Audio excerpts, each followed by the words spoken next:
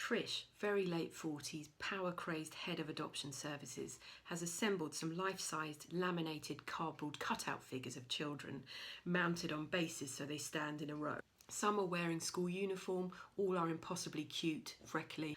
Wonkily blue-tacked to the walls, we see poor quality, poster-sized photos of this year's would-be adopters.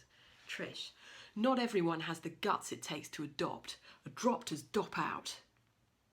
She starts again. This isn't about me, members of the board, or you, or you, or you. It's about them.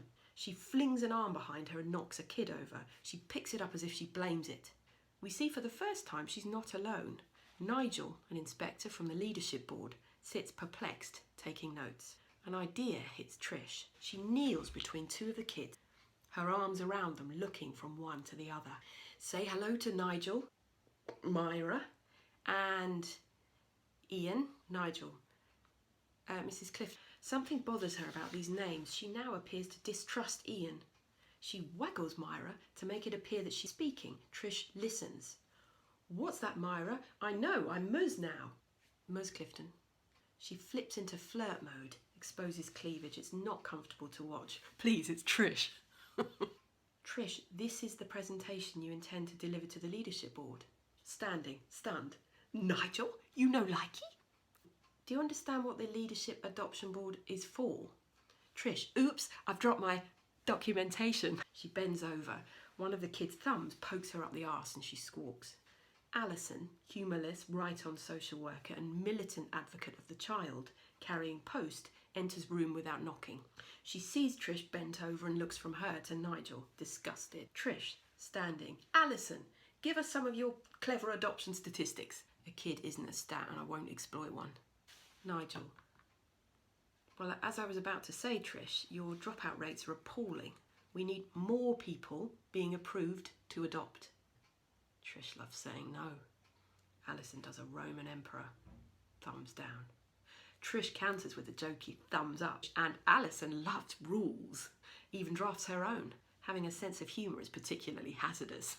Alison leaves, but the atmosphere lingers. Trish.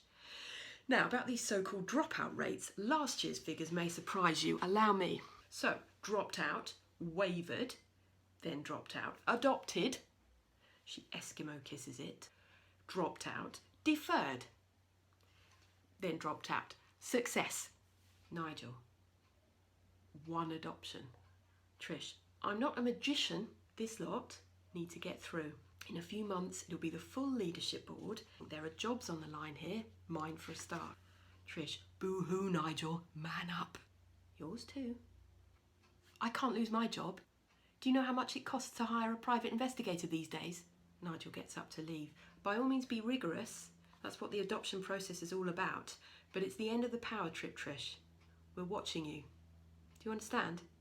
Trish begins roughly moving the cutouts to stand beneath the photos, as though placing them for adoption. Nigel leaves. Trish, now alone, turns to look at the one remaining kid as if it's spying on her.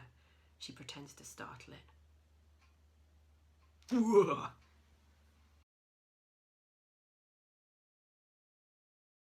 At John Joe's front door, Karen is barefoot, a shawl draped around her head. Alison wears a meshed rah-rah skirt, neon headband and reactor-light Rapides glasses. Karen knocks as Alison rings the bell, a frisson of competitiveness. There is a carnival of animal noises from behind John Joe's large ex-council house. John Joe answers the door with his customary semi. He wears a weightlifting belt. The pager alarm clipped to his trousers goes off. He's delighted to see them, even a touch shy. The kitchen is sparse. It contains huge sacks of protein shake mix. John Joe, drink? Karen, do you have anything herbal, John Joe? A peppermint tea? John Joe is already decanting 3 eggs into a pint glass for himself and 1 egg each into sherry glasses for Karen and Alison. Karen gamely. Well, doesn't this look lovely, but I'm actually a vegan. John Joe loves this joke. Alison necks her egg drink. Karen pretends to sip hers throughout the house visit, the yolk dibbling softly against her lips, but not breaking. They follow John Joe into his bedroom on the ground floor. It contains a woman's dressing table with a sticker on the mirror saying, "Racism is for faggots." In the corner stands a kendo ceremonial suit with stick. As Karen and Alison tread round the room, John Joe messes with the kendo stick, raising it above his head, while Karen blinks at him. She touches a small Buddha, the only thing on his shelf, on the belly. Do you identify as Buddhist, John Joe? John Joe shrugs. Karen, me too. He points to the dressing table where Alison stands examining the sticker. That's not mine. They follow him down the hall and Karen stops to take in a black framed poster-sized picture on the hall wall. It depicts a menacing female ninja provocatively clad in rubber.